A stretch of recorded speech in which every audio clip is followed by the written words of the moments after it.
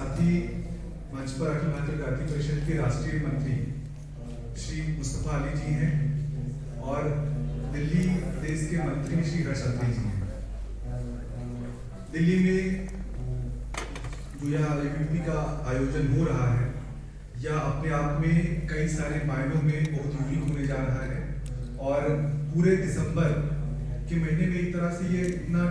Diversity विविधतापूर्ण का आयोजन ये है कि यहाँ पर पूरे देश भर से विद्यार्थी आ रहे हैं। तो इसी संदर्भ में यह मीट रखी गई है। तो अपना विषय श्री यादव जी रखेंगे, उसके साथ में अपना कुछ अनौपचारिक बातें भी आप सबसे इसके बारे में होंगी। राष्ट्रीय अधिवेशन के संदर्भ में जो विविध पक्ष हैं वो भी इस प्रेस मीट में रखेंगे। तो मैं अखिल भारतीय विद्यार्थी परिषद के राष्ट्रीय महामंत्री श्री यादव जी से विषय रखने का आग्रह है। तो आप सभी का बहुत बहुत स्वागत है, अभिनंदन है। जैसा कि आशुतोष जी ने बताया, ABVP का यह वर्ष 75वां वर्ष परिषद का है और अमृत महोत्सव में अब तक का सबसे बड़ा अधिवेशन दिल्ली के अंदर में आयोजित हो रही है। और एक छात्र संगठन के रूप में परिषद की यात्रा हम सब लोग देखते तो सभी छात्र, देश के अंदर में कई छात्र संगठन हैं, लेकिन ABVP की यात्रा एक यूनिक यात्रा है जहां हमें ट्रेड यूनियन के नाते काम नहीं करते कि हमारी मांगे पूरी होनी चाहिए चाहे जो भी मजबूरी हो। हम इस देश के नौजवानों को एक सकारात्मक दिशा देने के लिए अनवरत प्रयास गत 75 वर्ष से हम लोग कर रहे हैं। उसी दिशा में परिषद के अमृत महोत्सव का राष्ट्रीय अधिवेशन एक नए स्वरूप में हम कह सकते हैं कि देश में पहली कोई स्टूडेंट ऑर्गेनाइजेशन है जिसका अधिवेशन इतनी बड़ी विशाल संख्या, वो भी टेंट सिटी के अंदर में होना। मुझे लगता है कि दिल्ली वासियों ने जिस प्रकार से परिषद को सहयोग किया है, जिस प्रकार से एक छात्र शक्ति को राष्ट्रीयता के प्रवाह के लिए साथ दिया है, मुझे लगता है कि दिल्ली के रहवासी, दिल्ली के लोग इसके लिए उसके प्रति हम आभारी भी हैं। अब इनका जो 7 से 10 दिसंबर तक जो आयोजित राष्ट्रीय अधिवेशन है, इस राष्ट्रीय अधिवेशन के उद्घाटनकर्ता के नाते देश के गृह मंत्री श्री अमित शाह जी छात्र शक्ति का उत्साहवर्धन करने के लिए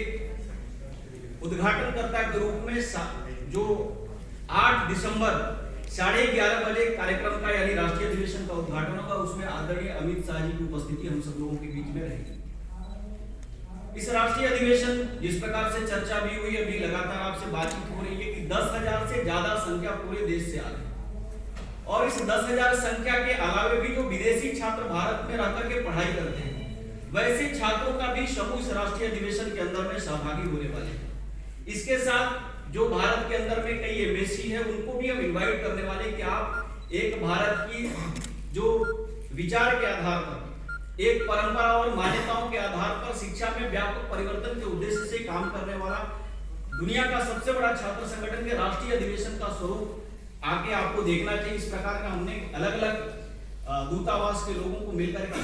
निमंत्रण किया है कि आप आइए, राष्ट्रीय अधिवेशन को आप भी नजदीक से देखने का प्रयास करें। इसके अलावा भारत के जो मित्र राष्ट्र हैं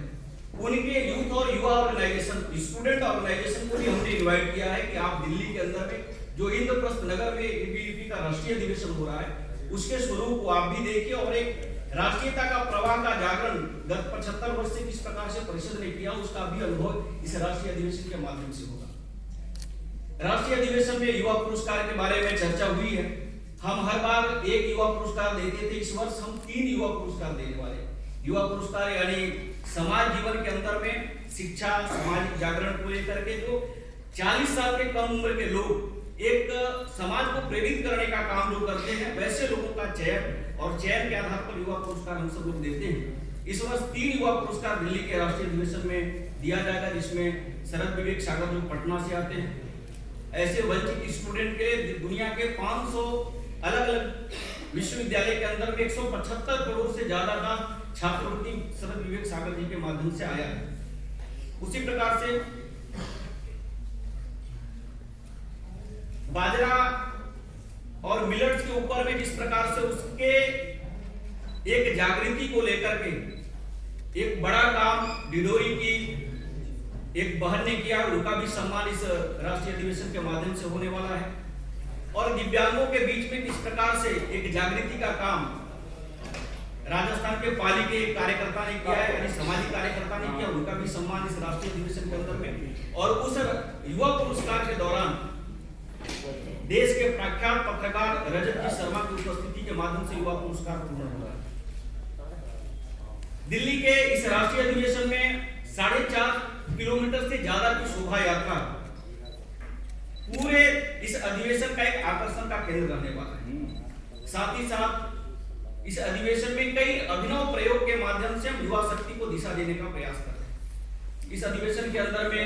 कई विषयों पर जो चर्चा होगी, वर्तमान समय के शैक्षिक परिस्थिति के ऊपर में, समाज जीवन के अंदर में घटित घटनाओं के ऊपर में, और कुल मिलाकर के आज जो ऐसे कई विषय हैं जो समाज जीवन के साथ साथ युवाओं को सीधे प्रभावित करता हुआ, ऐसे कई विषयों पे हम चर्चा करने वाले हैं। खास करके पर्यावरण संरक्षण के बारे में, उसमें युवाओं की भूमिका क्या हो सकती है। सौभाग्य से हम एक ऐसे समय में राष्ट्रीय अधिवेशन कर रहे हैं जहां पूरा देश एक उत्सव मनाने की दिशा में बढ़ रहा है। हम सब लोग जानते हैं कि अयोध्या धाम में जिस प्रकार से 22 जनवरी को भव्य राम मंदिर के निर्माण के साथ भगवान की प्रतिमा स्थापित हो रही है, ऐसे विषयों पे भी इस राष्ट्रीय अधिवेशन के अंदर में हम चर्चा करने वाले हैं। साथ ही साथ वर्तमान में युवाओं की जीवन शैली किस प्रकार की होनी चाहिए,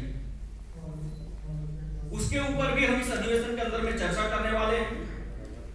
कुल मिलाकर के दिल्ली का राष्ट्रीय अधिवेशन बहुआयामी राष्ट्रीय अधिवेशन होगा, जिसमें बड़ी संख्या में युवा